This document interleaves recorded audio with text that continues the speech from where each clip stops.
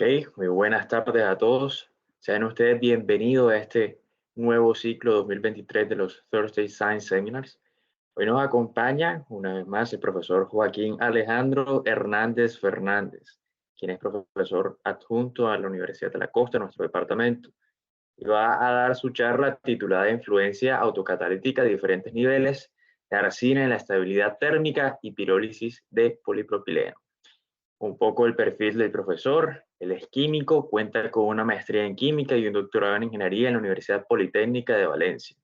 También ha cursado un postdoctorado en química analítica en la Universidad Politécnica de Valencia, un posgrado de ingeniería en la Universidad de Valencia también. Cuenta además con 20 años de experiencia laboral, alcanzando competencias en investigación, desarrollo, patentes, innovación y proyectos. Ha realizado también soportes técnico-químicos de seguridad, ambiente, salud ocupacional, calidad y administración en industrias petroquímicas, polímeros, agroquímicos, oil and gas, hidrocarburos y tiene experiencia, por supuesto, en docencia universitaria de pregrado y posgrado. Entonces, Joaquín, muchísimas gracias por estar aquí con nosotros en este Science Seminar número 61 y tener el placer que seas la persona que abra este ciclo de 2023 para estos seminarios. Así que te dejo al público en tus manos. Gracias una vez más por estar acá con nosotros. Y gracias también a todos los asistentes por acompañarnos. Muy buenas tardes, Jairo y equipo de la universidad. Muy agradecidos con ustedes por la invitación a este espacio y en especial a nuestro señor decano. Definitivamente este es un evento muy importante para poder transferir nosotros y divulgar todas estas investigaciones que realizamos y poder seguir avanzando y creciendo cada vez más en este bello mundo de la investigación. Esta investigación, como su nombre lo indica, tiene como finalidad evaluar, ¿sí? Evaluar los niveles de los diferentes contaminantes, en especial la arsina, ¿no? La arsina es una molécula química, ¿sí? Que está constituida principalmente por un átomo de arsina, arsénico, ¿sí? Y tres átomos de nitrógeno. Dentro de los procesos petroquímicos, dentro de los procesos industriales, ¿sí? Es común encontrar esta molécula, ya que es una impureza, ¿no? Que se encuentra en los derivados del petróleo. Este compuesto inorgánico pues no es fácil de removerlo dentro de estos procesos productivos debido a que los sistemas catalíticos, ¿sí? Y los diferentes lechos no son muy selectivos a esta molécula. Sumado a ello, esta molécula se encuentra en concentraciones muy pequeñas, ¿sí? Estamos hablando de concentraciones que oscilan entre 5 partes por millón y puede llegar a estar hasta unos 0.1, 0.01 partes por millón.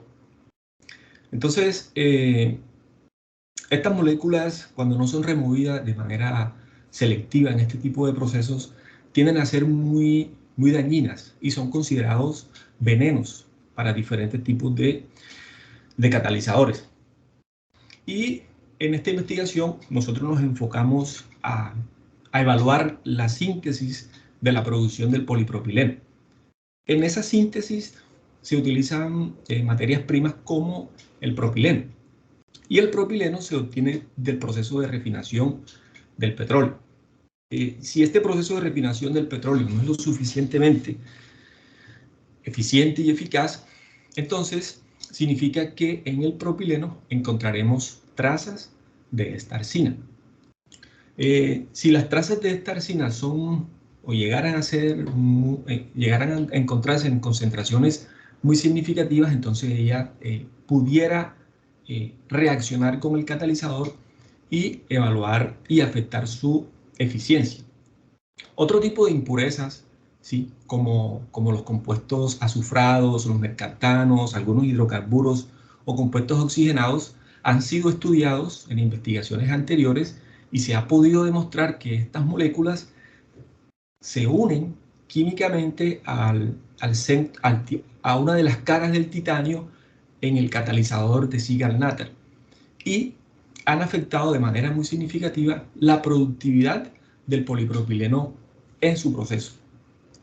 Entonces, nosotros en esta investigación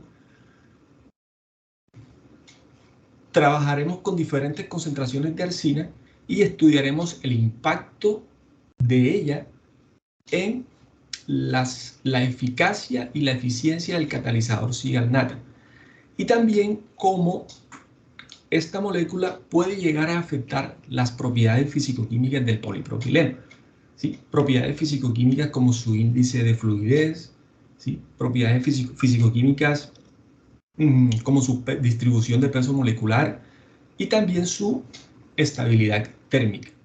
Además de ello, poder conocer si esta impureza que puede estar presente en la matriz del polímero afecta la pirólisis del polipropileno.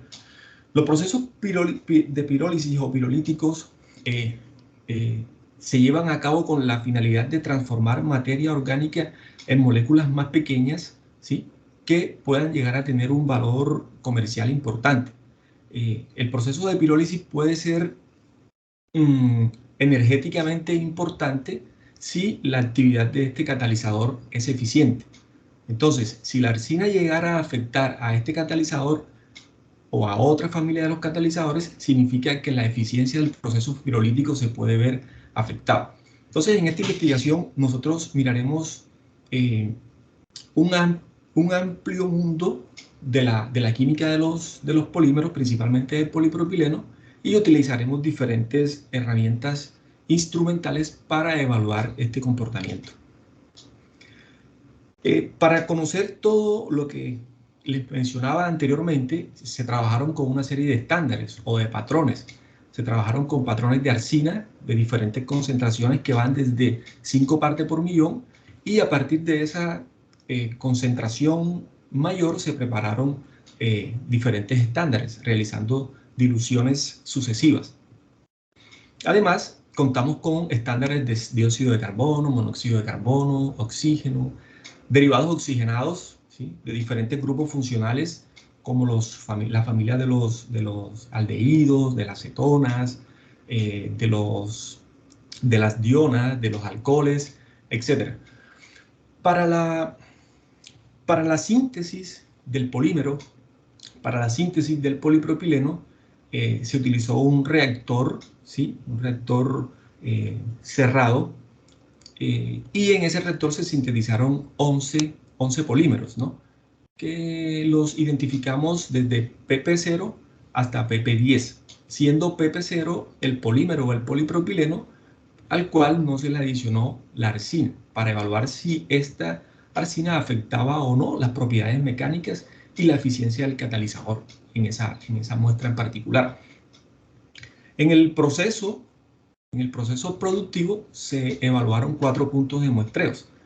Esos puntos de muestreo fueron el punto A, como lo vemos en esta figura, ¿no? En la figura número 1, el punto A, el punto B, el C y el D. En el punto A corresponde al ingreso del propileno, ¿sí? El propileno materia prima virgen, ¿sí? Ese propileno ingresa al reactor en compañía de nitrógeno e hidrógeno. Al interior del reactor se encuentra el catalizador Siegel-Natter y se controla la temperatura y la presión para que ocurra la polimerización. En este reactor se encuentra una mezcla de hidrocarburos que no reacciona con el catalizador. Esa mezcla de hidrocarburos salen por la parte superior del reactor, por el tope del reactor, y llegan a un compresor. El objetivo de realizar eso es poder recuperar una vez más el propileno. Una vez se realice la polimerización al interior del reactor, esa resina sale por la parte superior, llega a un separador donde se remueven materiales volátiles. De ese separador, la resina pasa a un tanque de purga. El objetivo de ese tanque de purga es poder inyectarle nitrógeno y vapor de agua por la parte inferior del tanque con el fin de remover las sustancias de bajo peso molecular y evitar, en algunos casos, procesos asociados a explosiones, ¿no? Porque se presuriza el sistema de almacenamiento con un gas inflamable y eso, en presencia de una chispa o alta temperatura, puede generar un conato. Posteriormente a la salida, este tanque tiene dos salidas, la salida D y la salida E. La salida E, que también se muestrea, se corresponde a los gases que salen por la parte superior del tanque, y la muestra, el punto E, es la salida de la resina virgen. ¿Por qué se evalúan todos estos puntos? Todos estos puntos se evalúan con la finalidad de hacerle seguimiento a la arsina y poder saber si esta arsina, ¿sí?, reacciona completamente con el catalizador al interior del reactor. Por eso se muestra el punto C. El punto B, para saber si esa arsina es eliminada por la parte superior del reactor, ¿sí? El punto D, para poder entender si la arsina se encuentra absorbida o adsorbida en la matriz del polímero. Si ella llegara a estar adsorbida, significa que por la inyección de nitrógeno caliente por el tope, esa arsina va a sufrir un proceso de desorción y va a salir por el tope. Y el punto D, conocer. En el punto E, poder entender si las propiedades de ese polímero que salen por allí se encuentran afectadas o no. Entonces, esta es una manera de poder entender experimentalmente a nivel macro si esta arsina está reaccionando directamente con el catalizador Sigal-Natta al interior del reactor, o todo lo contrario, se está perdiendo o está siendo arrastrada por tuberías diferentes a las asociadas al reactor. Entonces, el punto A es propileno virgen, el punto B es el propileno que sale del reactor, el punto C es el punto que se encuentra al interior del reactor, el D son los gases de purga y el punto E es el polipropileno en polvo. Para poder realizar un recorrido completo al interior de esta planta, ¿sí?, se utilizan diferentes equipos que permiten evaluar las propiedades físico-químicas del polímero y del gas. Entonces trabajamos con un analizador termogravimétrico, un TGA 7, marca Perkin-Elmer, el cual lo programamos para que tuviera una velocidad de calentamiento de 20 grados Celsius por minuto, en un rango de calentamiento de 600 grados. El peso de muestra que utilizamos allí fue de 10 miligramos. Trabajamos con nitrógeno con un caudal de 60 mililitros por minuto. Realizamos dos tipos de análisis, que es el TG y el DTG, que es la derivada del TG. Trabajamos con un equipo de fluorescencia de rayos X. El objetivo de trabajar con este equipo fue fundamentalmente poder identificar el arsénico, ¿sí? Porque si la arsina reacciona con el catalizador, entonces allí se forma un complejo químico que tiene arsénico. Entonces la fluorescencia de rayos X nos permite identificar la presencia de ese metal. El índice de fluidez es un equipo que se utiliza para determinar de manera aproximada la distribución de peso molecular del polímero. Esa distribución del peso molecular del polímero se calcula en función de la fluidez del polímero en caliente, ¿sí?, a 230 grados Celsius, y en presencia de una pesa de 2.16 kilogramos. El FTIR, el infrarrojo con transformada de Fourier, es utilizado en esta investigación para identificar diferentes grupos funcionales que puedan estar generándose en este proceso, principalmente la formación de grupos carbonilos.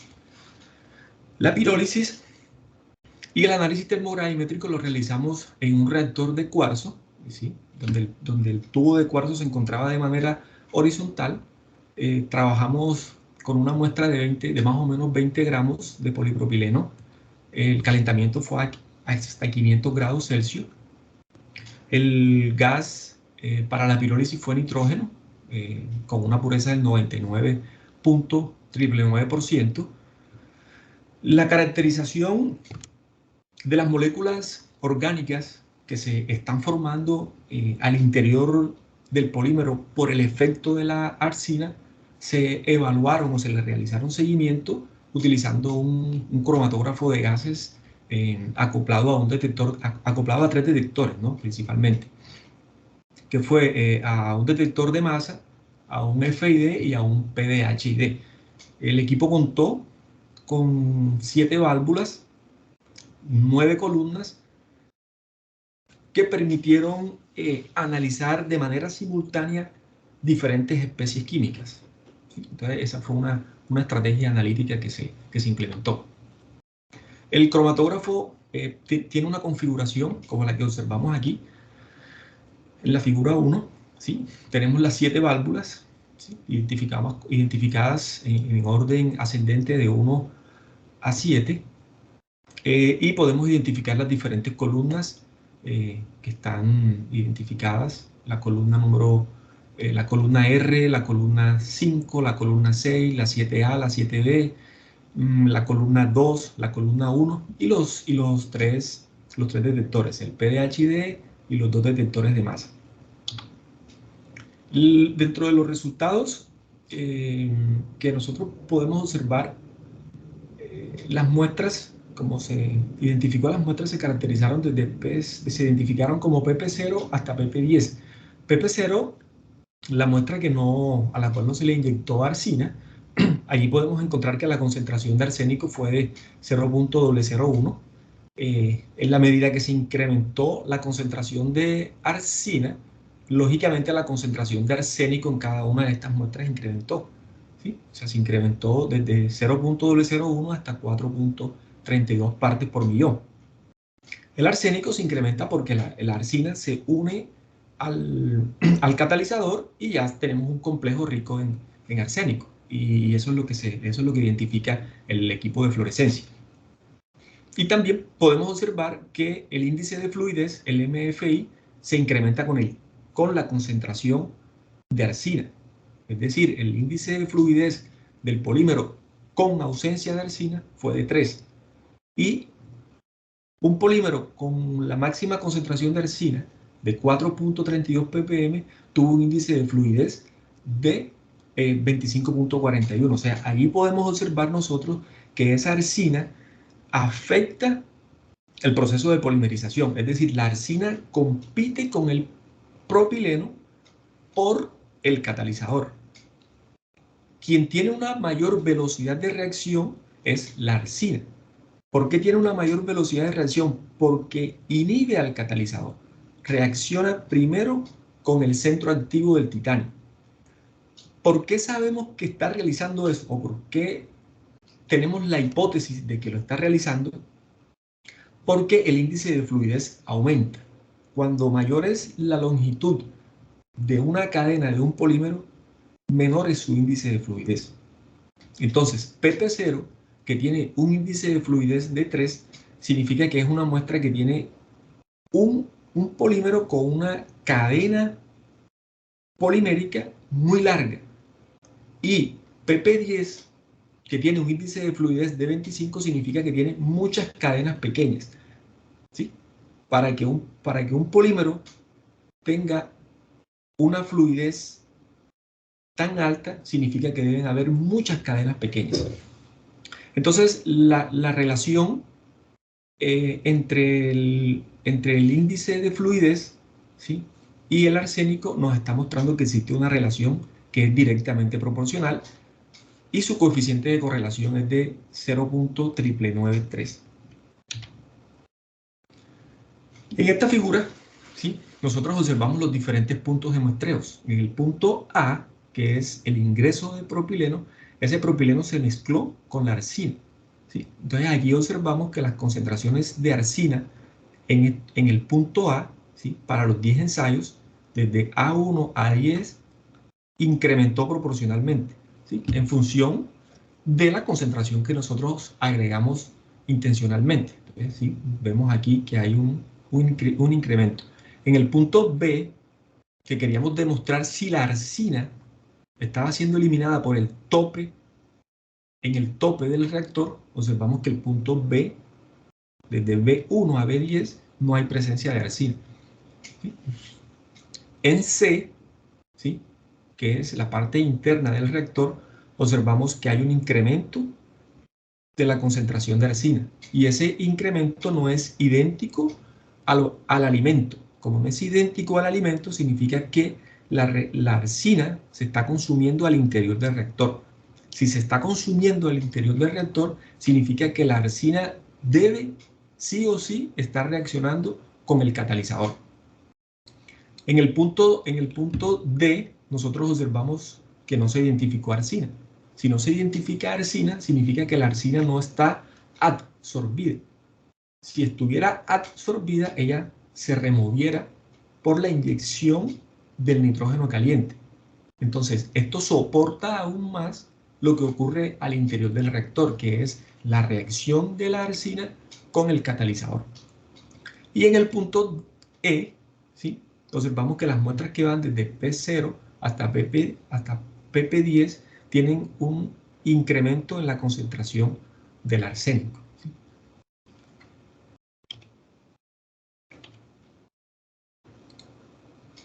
Los análisis de las muestras desde PP0 hasta PP10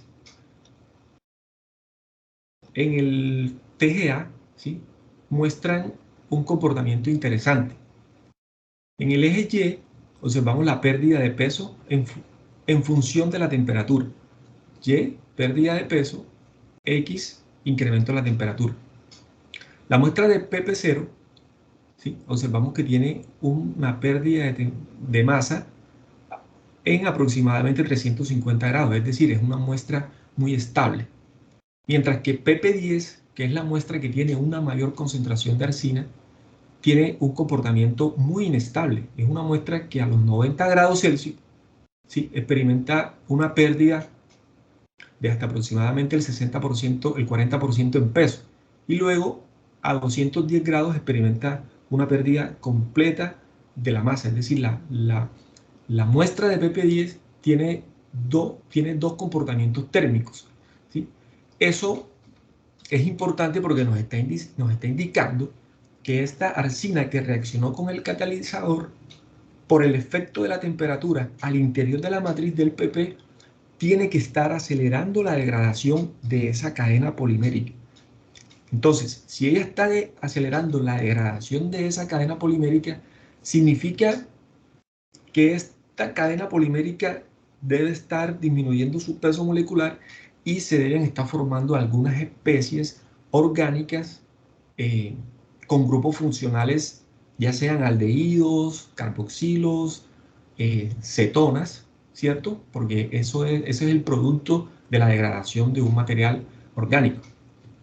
La gráfica B es la derivada, la primera derivada de la gráfica A. Entonces, en la gráfica B, nosotros observamos que la muestra PP10, la de color verde, tiene un pico máximo de degradación a los 190 grados Celsius. Y es lo que vemos en la gráfica A. En la gráfica A observamos un pico máximo a los 195 grados aproximadamente. Entonces, están muy relacionadas entre sí, ¿sí? La degradación que me muestra la figura B y la figura A son muy distintas respecto a la estabilidad de esta resina o de estas resinas. Entonces, para poder entender todo lo que está sucediendo a nivel molecular, ¿sí?, nosotros proponemos unos mecanismos de reacción. Y decimos, bueno, el catalizador Ziegler Natta normalmente se representa con el titanio rodeado con átomos de cloro y la arsina, que es el átomo, el AS con los 3 átomos de hidrógeno, ¿sí? Entonces, decimos que la arsina reacciona con el centro activo del titanio para formar el primer complejo, ¿sí?, que es el complejo mono AS-Z, que así lo identificamos. Luego por procesos de hidrogenación y por la presencia de trazas de oxígeno, que esas trazas de oxígeno deben estar sí o sí presentes en el nitrógeno, porque el nitrógeno no es 100% puro. Entonces ocurre un proceso de oxidación, llevándonos a obtener al final un complejo, ¿sí? Que es un óxido, el óxido del catalizador con la resina. Entonces, para poder llegar a este óxido, nosotros indicamos que la cadena de polímero, ¿sí? que es el punto 1, la cadena del polímero, tiene que estar entregando un átomo de hidrógeno, ¿sí? Eh, debido a una ruptura homolítica que ocurre entre el carbono y el hidrógeno. En esa ruptura homolítica, el hidrógeno sale como un radical, ¿sí? Entonces ahí está ocurriendo un proceso de reacciones tipo radicales libres.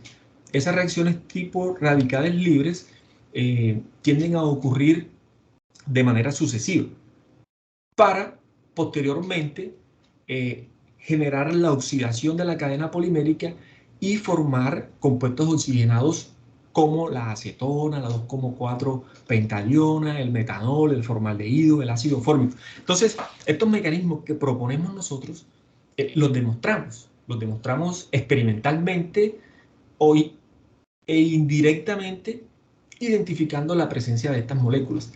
Si nosotros con el uso de la cromatografía de gases y detector de masa, identificamos la presencia de estas moléculas, esto nos da un indicio fuerte de que este mecanismo pudiera estar ocurriendo, ¿sí? Desafortunadamente no contamos con técnicas más avanzadas desde el punto de vista experimental que nos permitieran identificar la presencia de algunos de los complejos que se han propuesto en este mecanismo de reacción. Pero con las herramientas que teníamos a la mano pudimos encontrar los compuestos oxigenados propuestos. Entonces, eso es un indicio muy fuerte. Con la ayuda del cromatógrafo, ¿sí? Que tenía los cuatro detectores en línea, en uno de los detectores de masa, ¿sí? Encontramos este perfil cromatográfico que identifica especies orgánicas desde 1 hasta 3, desde el ácido fórmico hasta el butanol. En el FID, los hidrocarburos básicos, desde metano hasta el 1-penteno. En el PDHD, los compuestos oxigenados, gases permanentes, perdón, básicamente el dióxido de carbono, hidrógeno, oxígeno, nitrógeno, monóxido de carbono. Y con el detector 4 es hacerle seguimiento a la presencia de arsina. Luego de tomar estas muestras y llevarlas a un proceso pirolítico, nosotros pudimos encontrar que la muestra PP0, ¿sí? En un proceso pirolítico era rica en alquenos, ¿sí? Tenía un 62% de alquenos y un 35,15% de alcanos. Mientras que la muestra PP10, a la muestra PP10 no se le encontraron trazas de alcanos, tampoco se le encontraron trazas de alqueno, pero sí fueron muestras que eran muy ricas en compuestos oxigenados. Sí podemos observar en la tabla que en la medida que pasamos desde P0 hasta PP10, la concentración de alcoholes incrementa, al igual que la concentración de ácidos carboxílicos y la concentración de compuestos oxigenados. Entonces, esto nos está indicando lo que veíamos anteriormente, que en la medida que se incrementa la concentración de arsina en las muestras, la degradación de las mismas incrementa, la estabilidad térmica disminuye y la presencia de compuestos oxigenados también está incrementando. O sea que los mecanismos que estuvimos proponiendo estaban directamente relacionados con el comportamiento que ha experimentado este polímero. Cuando se realiza la degradación termooxidativa de las muestras, es decir, una degradación en presencia de oxígeno, nosotros observamos que las muestras dejan de ser ricas, y es de esperar, dejan de ser ricas en hidrocarburos. Si nosotros observamos, PP0 es la única muestra que es rica en alcano, ¿sí? Es rica en alquenos y es rica en alquino. Y esta es la muestra que tiene menos concentración de alcina. Mientras que PP10 sigue siendo una muestra muy rica en este caso en CO y en CO2, porque es un proceso oxidativo. Significa que esta muestra PP10 se oxidó completamente para encontrar concentraciones de CO2 en 100%. Dentro de las conclusiones que nosotros encontramos en esta investigación es que la arsina indiscutiblemente aumenta la tasa de degradación de los residuos de PP, que la concentración de los compuestos de alcano fue mayor en las muestras que no tenían arsina, mientras que en las muestras que eran ricas en arsina, la concentración de estos hidrocarburos fue entre 0 y 1.4%. Y que en la medida que realizamos la degradación oxidativa, la concentración de las especies oxigenadas incrementó, principalmente en las muestras que eran muy ricas en arsina. La propuesta del mecanismo de reacción, en donde indicamos que la arsina reacciona con el catalizador y se forman unos complejos intermedios, ¿sí? Tomó fuerza dado la presencia de los compuestos oxigenados que en ausencia de la arsina pues no fueron encontrados, ¿cierto? Esta fue la presentación muy resumida de la investigación que nosotros realizamos. Agradezco mucho la atención de cada uno de ustedes y bueno, bienvenida a todas las preguntas que puedan realizar. Muchas gracias, Joaquín. Te agradezco de antemano por aceptar la invitación a este evento. Es siempre importante conocer cómo van evolucionando los diferentes trabajos que van realizando los profesores del departamento. Y así como todos los años, ya este es tu segundo seminario que estás realizando. Te perdona ahí si te está escuchando la música o no. No, perfecto. Tengo una banda sonora aquí atrás.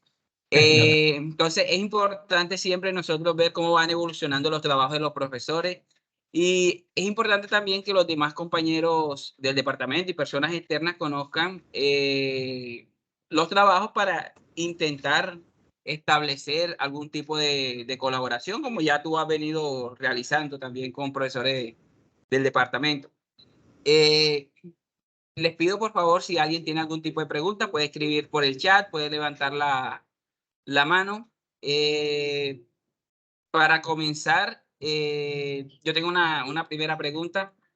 Joaquín, tú nos hablas de el efecto de la arsina y la importancia de cuantificar este tipo de compuestos. Yo tengo una pregunta relacionada. Así como la arsina, ¿hay algún otro tipo de componente o de compuesto de interés que sea importante su determinación en el proceso de producción del polipropileno? Gracias, Carlos, muy amable. Sí, la mayoría de estos compuestos inorgánicos, como la fosfina, por ejemplo, el ácido sulfúrico, el ácido sulfídrico, el H2S, el sulfuro de carbonilo, el COS, oxígeno, metanol, etanol, CO2. Entonces, son moléculas que son polares y son moléculas que son muy reactivas y tienen mucha afinidad por este ácido de Lewis, que es el catalizador Ziegler-Natta. Entonces, nosotros en otras investigaciones que hemos realizado, hemos podido identificar que la familia de los compuestos azufrados son muy reactivas a este átomo de titanio, ¿no? A este titanio. Y el efecto que tienen ellas en la productividad del catalizador, pues depende de la concentración de ellas, pero el efecto puede oscilar entre pérdida de productividad de un 0.5% hasta un 100%. Entonces, pérdida de productividad del proceso de síntesis del polipropileno a gran escala genera pérdidas de miles de millones de dólares.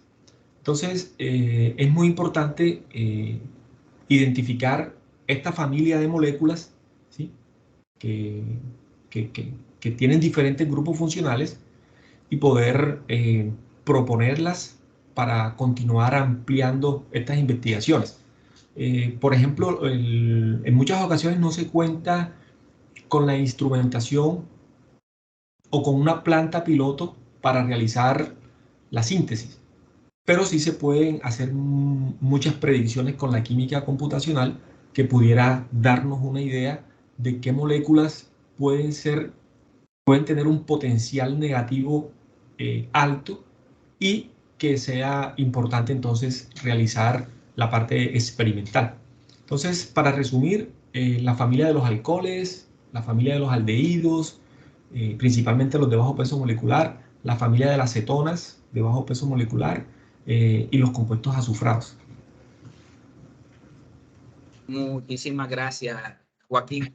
Invito a todos que puedan realizar sus preguntas por el chat. El que quiera puede también alzar la mano y yo le habilitaré el micrófono para que haga la pregunta. Profesor Carlos Enor está alzando la mano. Tolosa, mis preguntas son un poco menos técnicas, ¿cierto? No soy químico. No sé si no quieres dar paso a primera pregunta de Miguel. Me parece que quizá un tema más técnico y después hago las dos preguntas que tengo a Joaquín. Listo, profe. Lo dejamos de último. Bueno, el profesor Miguel nos dice, gracias, doctor, por la presentación. Respecto a las gráficas de disminución de peso, justo la PP10 muestra una caída abrupta, vertical. Eso debería dar una discontinuidad en la derivada. Un segundo comentario es que quizás la secuencia de reacciones sea modelable matemáticamente. ¿Lo han pensado?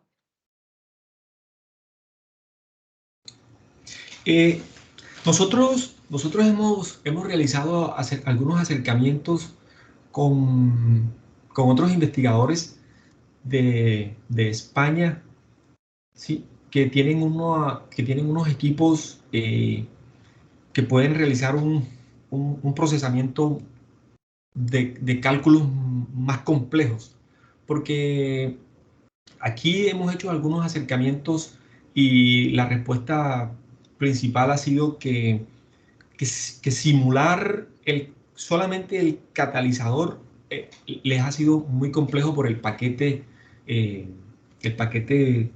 gaussiano que creo que manejan, ¿no? Entonces se necesitan unos procesadores un poco más avanzados para predecir este comportamiento. Algunos investigadores en Asia, ¿sí? Realizaron una publicación muy interesante en donde ellos pudieron predecir y pudieron simular este tipo de reacciones y lo que ellos encontraron no estaba muy alejado de los mecanismos de reacción que nosotros propusimos. Pero es un mundo que no ha sido muy explorado, ¿sí? No ha sido muy explorado. Existen un par de artículos científicos que se dedican a estudiar un poco más a fondo la reacción del catalizador Sigal-Natta en el proceso de polimerización del polipropileno. Entonces, todo lo que pudiéramos hacer nosotros en equipo, desde acá, desde la universidad, yo pienso que seguirá siendo muy innovador, ¿sí? O más bien, no innovador, seguirá siendo muy inventivo, y podemos marcar un camino muy interesante en este mundo que es muy costoso, Por ejemplo, aquí en Sudamérica creo que existen nada más 2 plantas productoras de polipropileno. Y el polipropileno es uno de los polímeros que más se consume a nivel mundial. Y es uno de los que tiene la mayor rentabilidad a nivel industrial, ¿no? Entonces, hacer este tipo de investigación con la finalidad de tener un mayor acercamiento hacia la industria, siendo soportada por la química computacional o por la matemática aplicada, pienso que tiene un futuro muy interesante.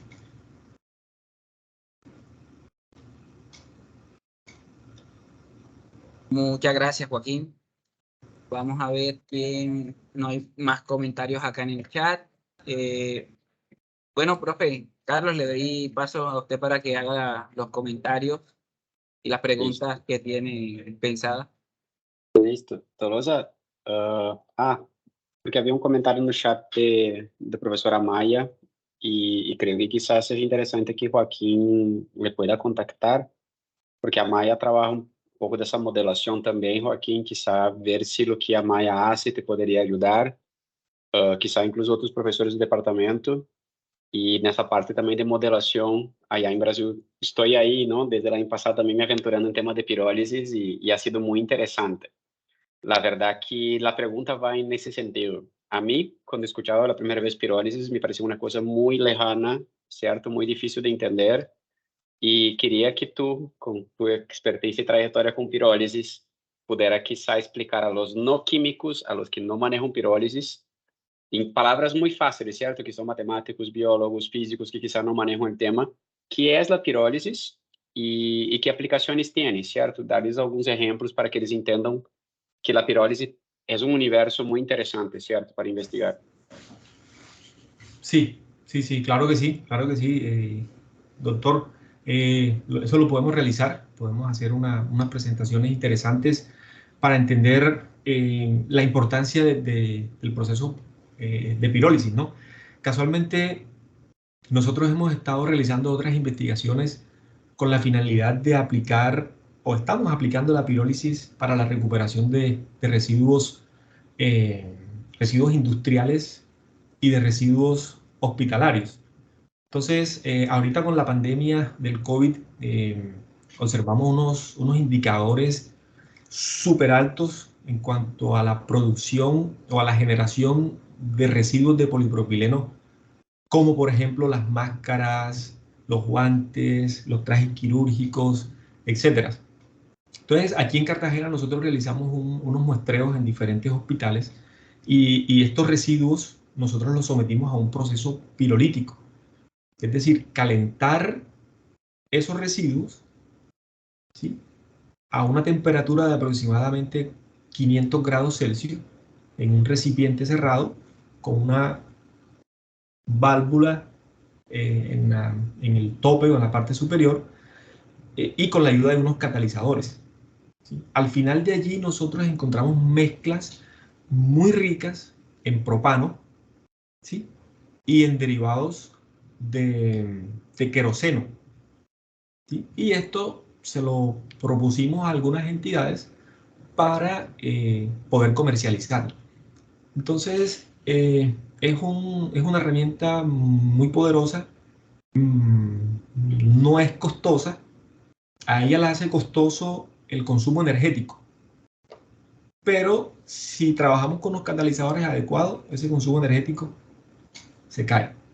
Entonces, claro que sí, doctor, cuenta con nosotros. Y... Sí, yo creo que es un tema interesante, Joaquín, porque la verdad, así, hablando de manera muy simplificada, ¿cierto? Es una manera también de transformar residuos muchas veces, ¿cierto? Sí, En señor. productos aún que tengan una aplicación, una utilidad y la verdad que si uno empieza a buscar, vas a ver que hay muchos y muchos trabajos con pirólisis de varias maneras. Es muy valioso para la industria química también, ¿cierto? Es un proceso muy valioso. Y mi segunda pregunta va muy alineada a lo que tú acabas de hablar. Quería te escuchar hablar sobre eso, ¿cierto? Porque los que hacen críticas a la pirólisis hablan mucho del tema de la sostenibilidad, que Sí. la energía que uno necesita para generar muchas veces el material, en especial en algunas aplicaciones de pirólisis para generar otros combustibles y esas cosas, que no sería sostenible porque la energía que tú necesitas es mayor que la energía que generaría esos compuestos, ¿cierto?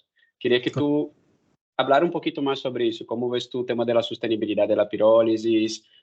En todas las aplicaciones hay ese desbalance energético, en otras no. ¿Se puede expandir un poquito?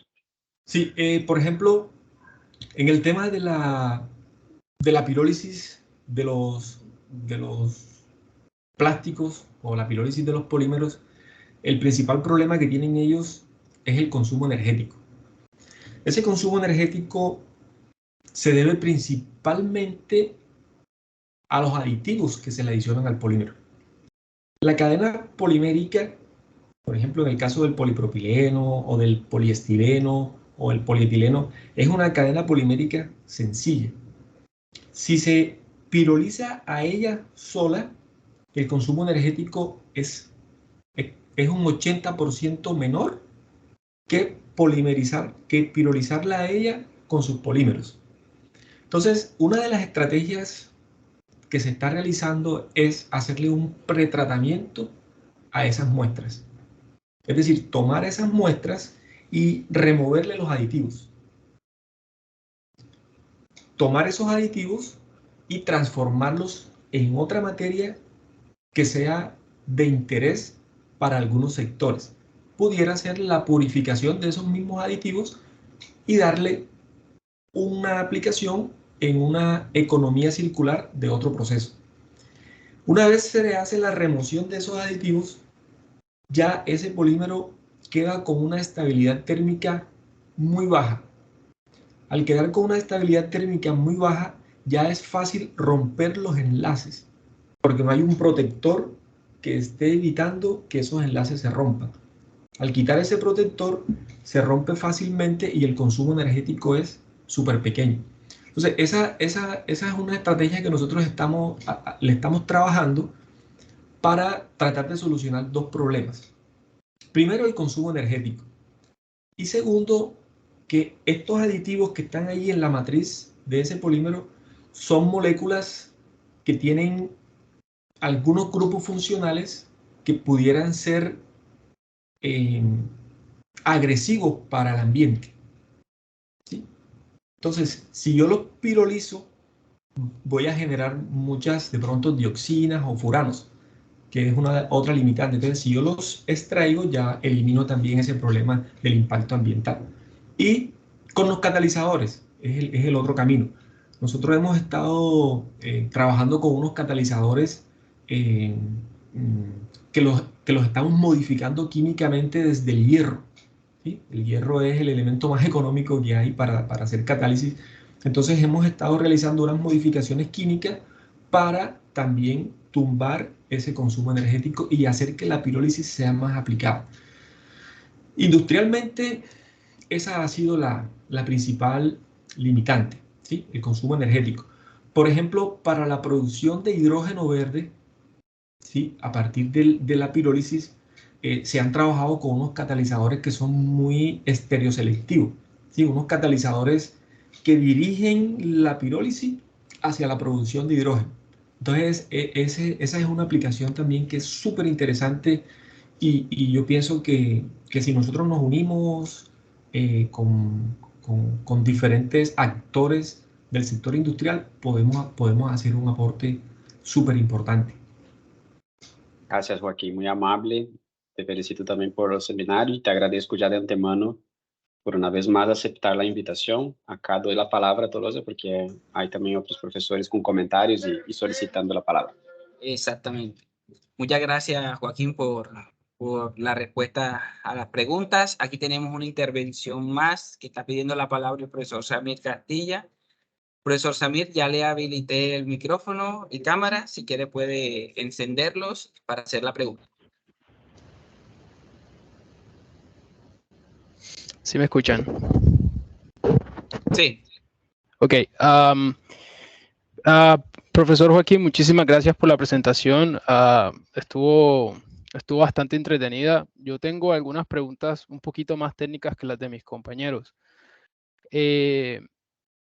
Yo me pregunto si usted puede ir por favor a la gráfica en la que tiene el análisis o las concentraciones de arsénico en diferentes puntos de su diagrama de flujo.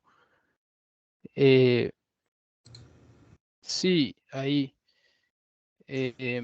Yo me pregunto, bueno, hay que esperar a que cargue. A ver, punto D. Esa. There you go. Sí, esa es. Muchas gracias. Yo me pregunto si el hecho de haber obtenido concentración de arsénico en el punto D no de pronto no le indicaría que hay una absorción con D en la superficie del plástico que pues el polipropileno que usted está polimerizando. En el punto D. Sí, arsénico es el amarillo, si no estoy mal, ¿no? Sí, el amarillo. Sí, ajá. Sí, y entonces en el punto D donde ustedes añaden nitrógeno caliente, no dijo a qué temperatura exactamente está el nitrógeno. Supongo que eso es un factor importante porque, pues dependiendo de la temperatura, pero a mí me parecería ahí, o sea, el hecho de poder encontrar arsénico en el punto D, ahí a mí me parecería que sería que el arsénico de pronto está absorbido en la superficie del polipropileno, pero no sé si de pronto ustedes hicieron algún estudio diferente o... Pero nosotros en el punto D no encontramos polipropileno. Arsina, perdón. Mira que de D1 a D10 no hay concentración. De P0 y P10 no son diferentes tipos de polipropileno. P sí, P sí. Ajá. O sea, la pregunta es ¿con D o con P?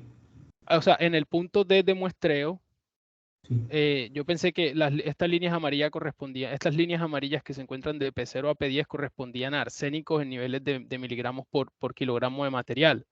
O sea, las muestras de PP0 a PP10 son las muestras Ajá. de polipropileno analizadas y a las que se les encontró arsénico. Ok, eso no tiene nada que ver con el punto de muestreo. Ese P corresponde al punto de muestreo E. O sea, Ok. esas son las muestras de polipropileno En que la se corriente tomaron en el baja. punto E. O sea, a la salida del tanque de purga. Ok. Y el punto D, en el punto D, son los gases que salen del tanque de purga. Es decir, en la parte interna de este tanque de purga se encuentra el polipropileno. ¿Sí? Ujú. Por la parte inferior de este tanque se le inyecta nitrógeno y vapor de agua, de media. Ese vapor de agua tiene una temperatura de aproximadamente 120 grados Celsius.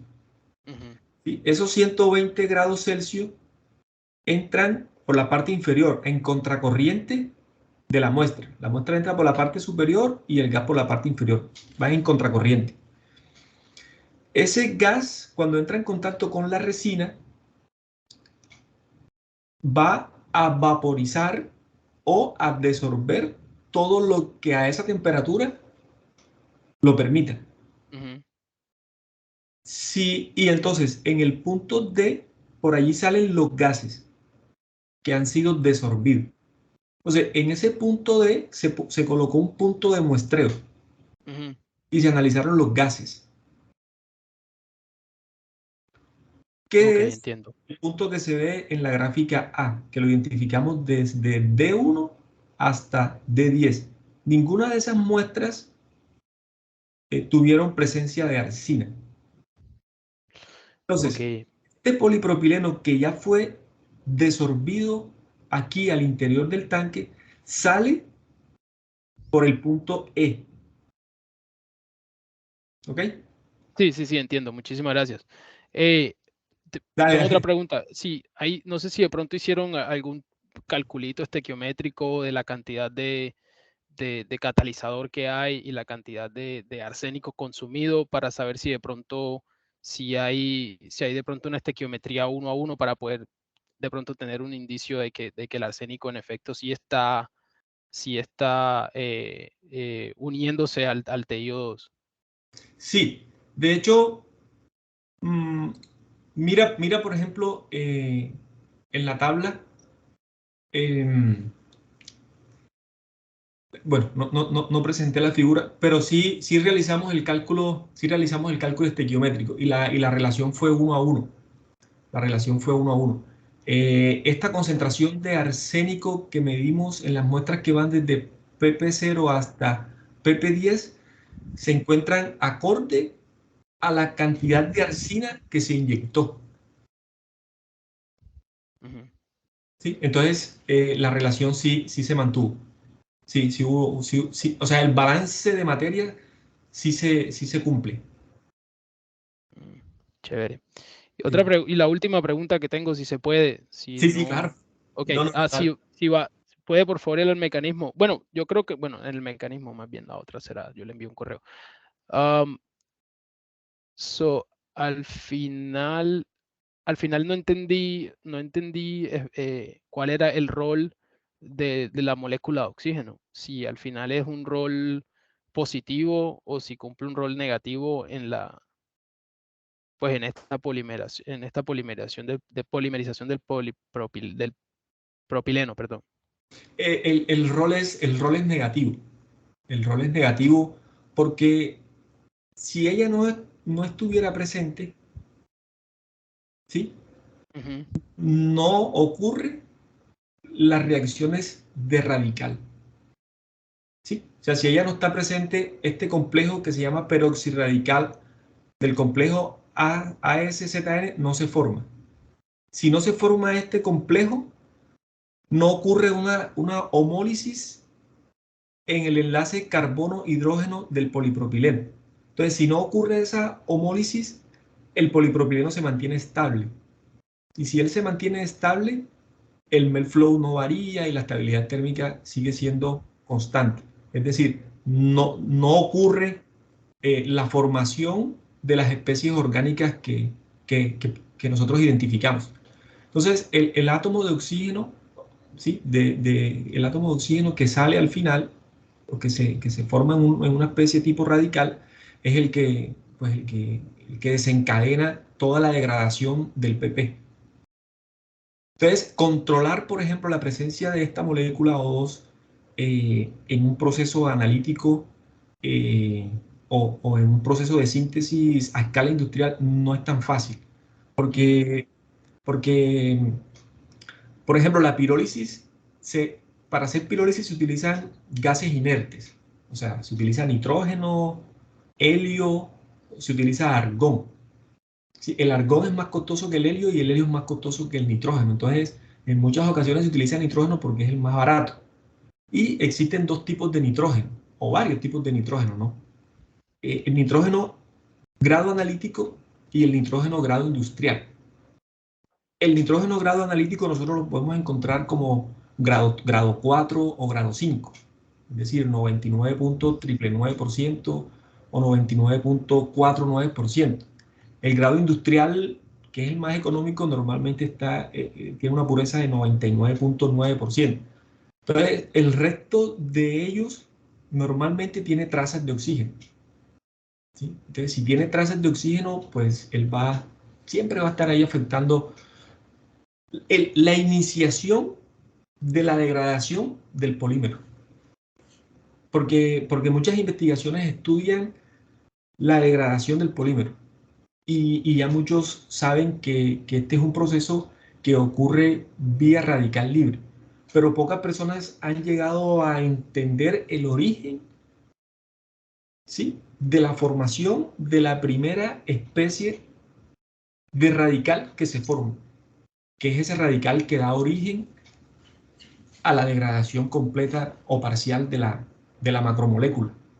Esa era la otra pregunta que yo tenía, si de pronto había una prueba de la existencia de ese radical, porque al parecer esa especie es bastante inestable y coordinar ese oxígeno ahí en ese átomo arsénico está como complicado, profesor. Nosotros en otra investigación realizamos el seguimiento del envenenamiento del catalizador Ziegler-Natal con arsina, ¿sí? Y utilizando infrarrojo cercano, nosotros encontramos cómo con el tiempo va ocurriendo la oxidación de la arsina que se compleja en el titanio. Yo te voy a compartir ese otro paper porque la verdad es muy interesante y son pocos estudios los que se han realizado alrededor de este tipo de envenenamiento del catalizador Ziegler-Natal. Aun cuando el proceso de polimerización de este tipo de olefinas es muy conocido, ¿no? Sí, no, la polimerización de olefina, sí. Bueno, no, muchísimas gracias. Esas eran todas las preguntas que tenía. No, gracias a ti, muy amable por las preguntas. Y podemos seguir comunicándonos y si tienes algún tipo de experimentos en donde pudiéramos aplicar y demostrar un poco más los fenómenos físico-químicos que están ocurriendo en torno al catalizador Ziegler Natal o en torno al proceso de polimerización, los revisamos porque hay muchísimas cosas que todavía no se han sentado en un documento científico. Sí, estaría genial. En el laboratorio donde estoy, sí hay un interés en trabajar con catálisis homogénea para la producción, eh, de polímeros. Nosotros pues estamos trabajando desde biomasa, no realmente desde compuestos derivados del petróleo como el propileno. Pero, yeah, sorry. Lo siento.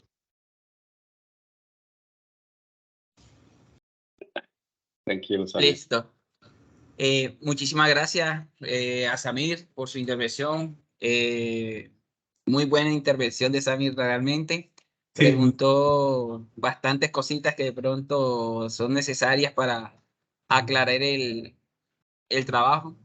correcto. Y agradecemos a Joaquín también por su excelente presentación y por aceptar nuevamente la invitación a este seminario.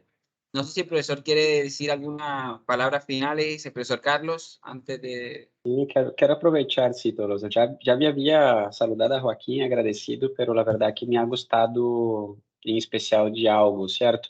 Não só da ponência, pero também das intervenções. Mira que sabemos que Joaquim já trabalha com alguns professores do departamento, em alguns projetos de colaboração. É super aberto, desde que é ingressado ao departamento, sempre me ha buscado também para trabalharmos. De forma que eu, na verdade, o tempo não me ha alcançado. Pero mira, Joaquim, que aí professores da física, aí Samir, que também trabalha na área de engenharia química, e tu trabalho, tu apresentação ha despertado interesse e incluso possibilidades de que eles possam vir a colaborar contigo. Penso que isso mostra que esse seminário ha logrado o impacto que eu, como decano de departamento, também busco, que vocês se conozcam, que vocês pouco a pouco possam ir identificando interações que antes não conheciam. Y bueno, la verdad muy contento con la sesión como un todo. Muchas gracias a ti otra vez. Gracias, Carlos. Listo. Bueno, muchísimas gracias también a los asistentes por sacar el espacio y ayudar a enriquecer también este evento.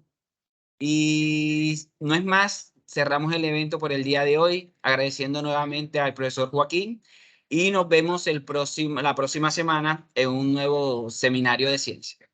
Un abrazo. Muchas gracias. Un abrazo a todos. Un placer. Chao.